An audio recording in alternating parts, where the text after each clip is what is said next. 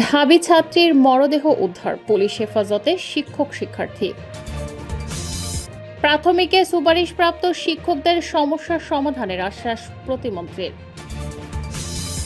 দলবল নিয়ে জামায়াতে যোগ দিলেন জাতীয় পার্টির দুই নেতা। সর্বশেষে জানাবো, হামলা চালিয়েও ইরান যুদ্ধ থেকে সরানো যাবে না বললেন ট্রাম্প। শিরোনাম শুনলেন, এবারে বিস্তারিত। ঢাবি ছাত্রীর মরদেহ উদ্ধার, পুলিশ হেফাজতে শিক্ষক শিক্ষার্থী। রাজধানীর বাড্ডার বাসা থেকে মনিরা মাহজাবিন মিমো নামে ঢাকা বিশ্ববিদ্যালয়ের থিয়েটার অ্যান্ড পারফরমেন্স স্টাডিজ বিভাগের এক ছাত্রীর মরদেহ উদ্ধার করেছে পুলিশ। প্রাথমিকভাবে জানা গেছে, ওই ছাত্রী আত্মহত্যা করেছেন। রোববার দুপুরে বিভাগের চেয়ারম্যান কাজী তামান্না হক সিগমা বিষয়টি নিশ্চিত করেন। তিনি জানান, মিমোর মরদেহ বর্তমানে ঢাকা মেডিকেল কলেজ হাসপাতালের মর্গে রাখা হয়েছে। রাজধানীর বাড্ডায় পরিবারের সঙ্গে থাকতেন মিমো। প্রাথমিকভাবে ধারণা করা হচ্ছে, তিনি নিজের বাসায় আত্মহত্যা করেছেন এবং একটি চিরকুটে তিনি একজন শিক্ষকের নাম উল্লেখ করে গেছেন। জানা গেছে, মনিরা মাহজাবিন মিমো 2019-20 শিক্ষাবর্ষের শিক্ষার্থী ছিলেন। নিহত ছাত্রীর মরদেহের পাশ থেকে একটি সুইসাইড নোটে লেখা ছিল, সুদীপ স্যারকে 50,000 টাকা দিতে হবে। হানিয়ার সুদীপ স্যার ভালো থাকো, স্যারের দেয়া গিফটগুলো ফেরত দেয়া। এ ঘটনায় জিজ্ঞাসাবাদের জন্য বিশ্ববিদ্যালয়ের এক শিক্ষক ও শিক্ষার্থীকে পুলিশ হেফাজতে নিয়েছে বলে জানিয়েছে পুলিশ। প্রাথমিকে সুপারিশপ্রাপ্ত শিক্ষকদের সমস্যা সমাধানের আশ্বাস প্রতিমন্ত্রীর। সরকারি প্রাথমিক বিদ্যালয়ের সহকারী শিক্ষক পদে সুপারিশপ্রাপ্ত হয়েও দীর্ঘদিন নিয়োগ ও পদায়ন না পাওয়া প্রার্থীদের সমস্যা সমাধানের আশ্বাস দিয়েছেন প্রাথমিক ও গণশিক্ষা প্রতিমন্ত্রী ববি হাজ্জাজ। রোববার রাজধানীর শাহবাগ এলাকায় অবস্থান কর্মসূচিতে অংশ নেওয়া প্রার্থীদের প্রতিনিধিদের সঙ্গে কথা বলে তিনি আশ্বাস দেন। এ সময় তিনি প্রার্থীদের দাবি গুরুত্ব সহকারে বিবেচনার কথা জানান এবং দ্রুত সমাধানে প্রয়োজনীয় পদক্ষেপ নেওয়ার প্রতিশ্রুতি দেন। 7 সদস্যের প্রতিনিধি দলে ছিলেন দেবব্রত, জান্নাতুল ইসলাম টনি, পারভেজ আফসানা, জান্নাতুল ফেরদৌস শান্তা, ফারজানা ও শিশির।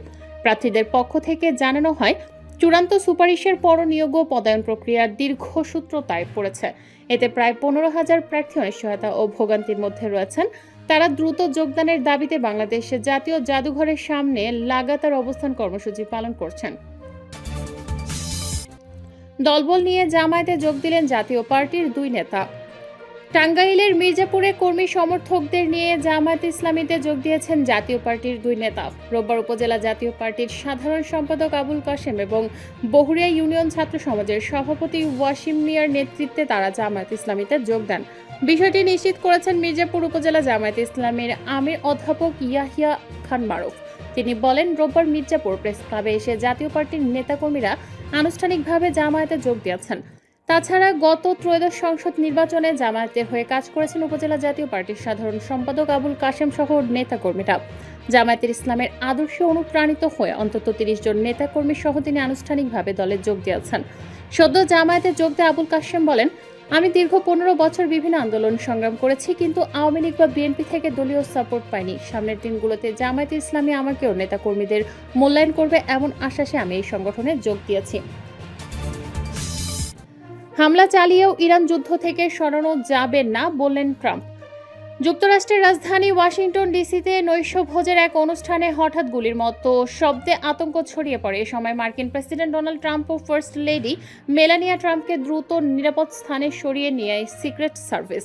শনিবার 25 এপ্রিল সন্ধ্যায় হোয়াইট হাউসে কর্মরত সাংবাদিকদের সম্মানে আয়োজিত নৈশভোজ চলাকালে হঠাৎ 7-8 রাউন্ড গুলির মতো বিকট শব্দ শোনা যায়।